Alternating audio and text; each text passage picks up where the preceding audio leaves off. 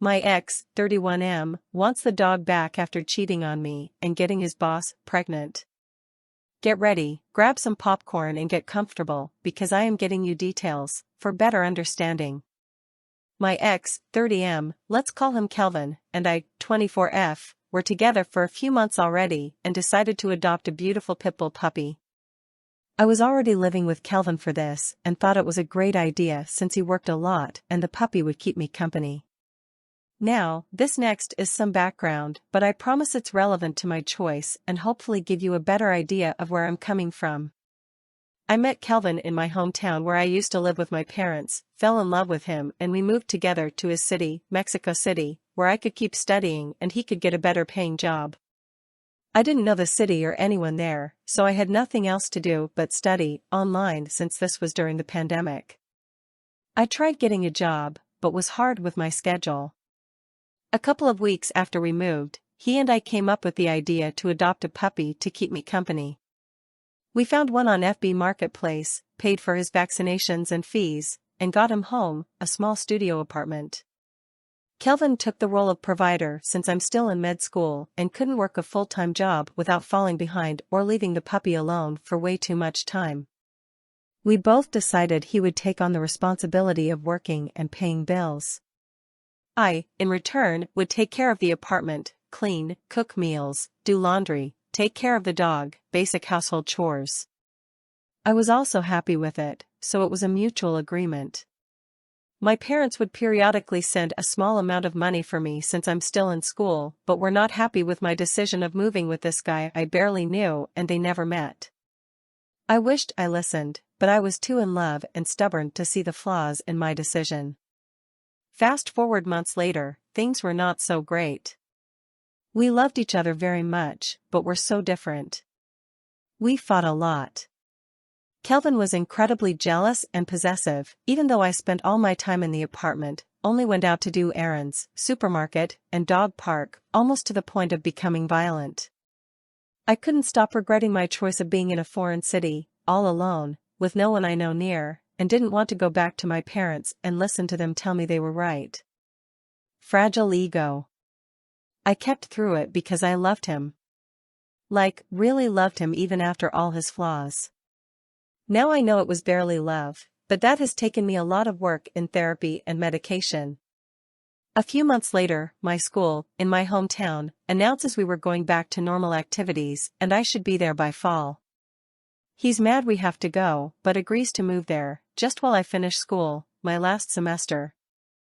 We make all the arrangements and even fly the dog, Rocky, 6 months old, to my hometown. My parents offer us to stay in a house they own and have for rent in the outskirts of town, a 20 to 25-minute drive from downtown, rent-free. They were just happy to have me back in town and see me in a loving relationship. Kelvin wasn't happy at all. Kept complaining about the house, it was indeed a bit old and needed repairs, and how my parents are only just now supporting us since I'm back in their town, where they wanted me. I tell him it's a great opportunity since we're only paying for the services like water, gas, and internet, and the money we would otherwise spend on rent could go towards repairs, paint, new doors, and knobs, renovating, etc. And once I'm done with school, we could rent it and keep the money as extra income. This was with my parents' permission, of course. I even tell him we didn't have to stay there, we could look for something else. He eventually agrees to stay there only while we find something better. I even go and get a job at my old part-time job. I'm friends with the manager, so she was flexible with the hours since she knew I was still in school, because I wanted to contribute a bit more to our home, still doing laundry, cooking, etc. Not even a month later, I'm sensing something off. He's super irritable, more than usual, and anything and everything would annoy him. I decided to go through his phone while he showered. I know, so bad, but something was bugging me, and that was the first and only time I did it, determined to find answers. And I did. The last message were to this person, let's call her Leah, 34F. Which I knew only by name since she was his old boss back in Mexico City and he would occasionally mention her in job-related conversations. She's from another country, let's say from where Netflix's The Crown takes place, and significantly older than me. She comes from a well-accommodated family, and has her own business in her country, and also in Mexico City. Leah and Calvin have been friends for some time and she offered him a great paying job in her business. This happened while I was living with Calvin too, though I never had a second thought about them. I kept scrolling through their conversation, getting curious since they call each other babe, which was odd. Then some sexting, songs he sent me as well, texting as he would text me, and then I find out she's pregnant. There are pictures and everything, some explicit ones, some of her and her bump. I am speechless. I couldn't process what I had just seen. And then it hits me like 1,000 bricks. I am the side piece, basically. She was already 6 months pregnant. Calvin and I were together for almost a year. I got cheated on early into our relationship. My world starts to shatter into a million pieces, all our plans, all our love. Gone. I am in tears, dumbfounded, and couldn't believe it. Of course, I confront him. He is ashamed and in tears as well. He starts telling me how he doesn't love her, that she threatened to not let him see the baby if he wasn't with her, in a relationship. That's why he kept messaging her and sexting and basically having another relationship. I could just not find it reason enough not to talk to me the minute he found out, how he could have lied for months, kiss me and sleep in the same bed as me when he knew something so important. Lied to my face and keep making plans with me as if his life wasn't about to change forever. Apology after apology, I kick him out.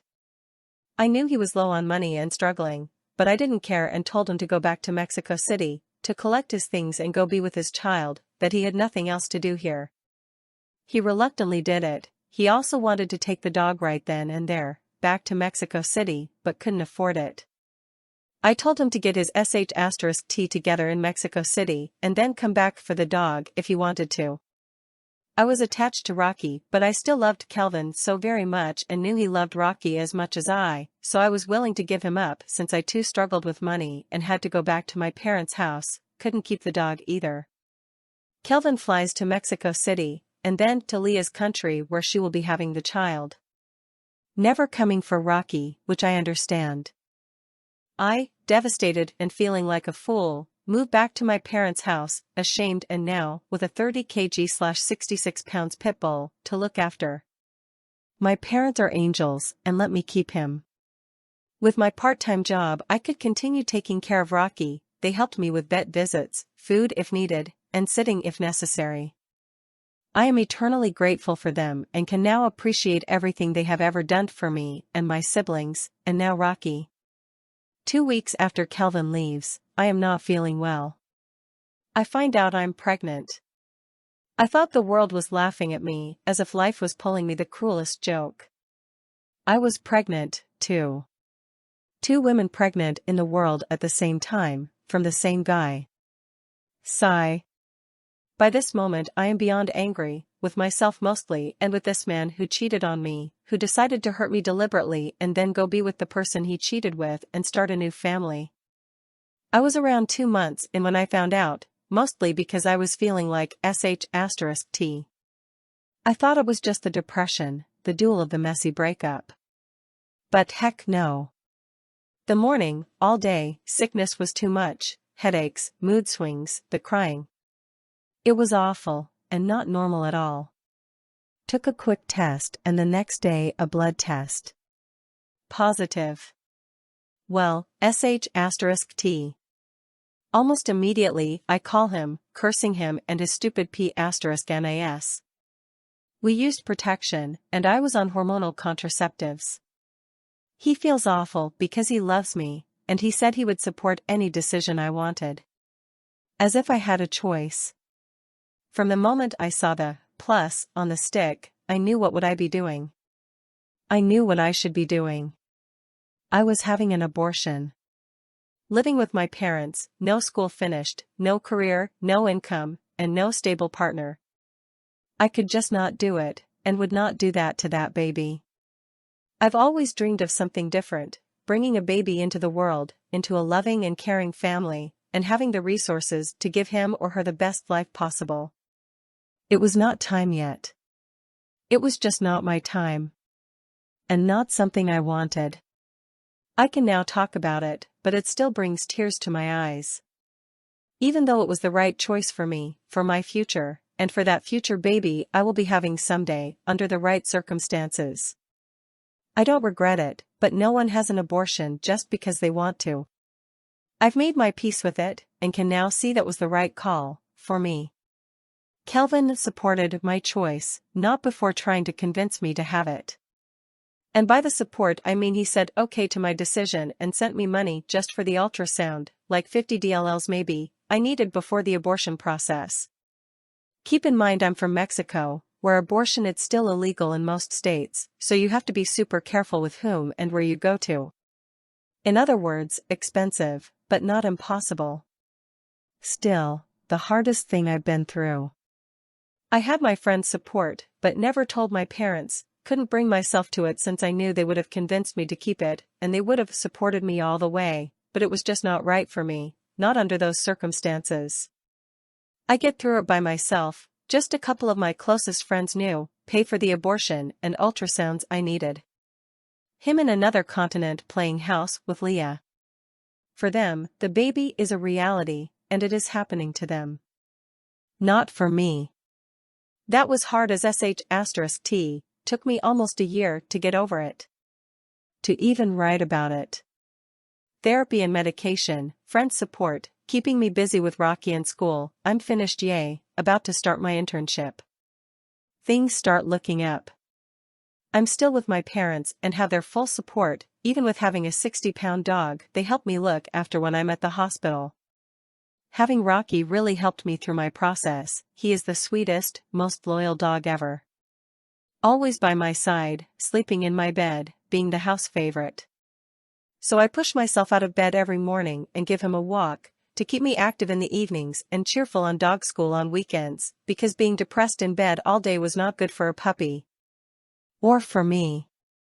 I have Rocky to thank for getting me through all that sh*t last year. He still does. Every hike, every walk we take, every trip to Petco to get his food. Every single moment, he reminds me of how strong I've been, of what I'm capable of overcoming.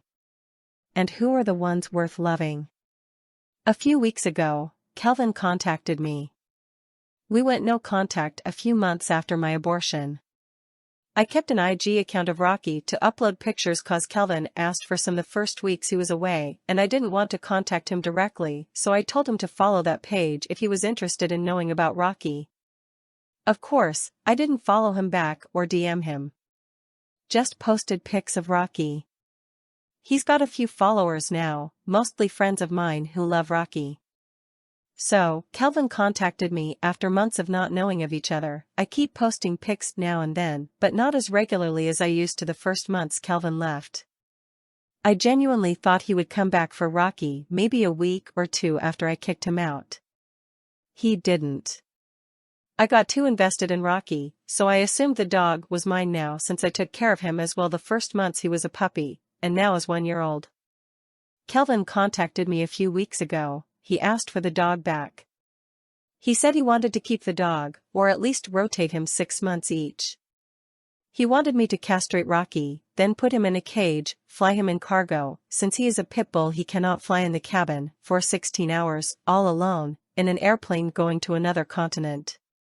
He also wanted me to pay for it. He made it sound like it was the least I could do since he supported me for months. Let me remind you that was an agreement we both made and we both thought was the best choice for us both, but he made it sound like I took advantage of him and I owe him. I'm 100,000% keeping the dog, he is my world. I've supported Rocky all this time, taking care of him and doing everything necessary for Rocky to have a balanced, healthy lifestyle. Dog school, vet visits, quality food, walks, hikes, everything. I needed somewhere to vent to, and possibly get some insight on this.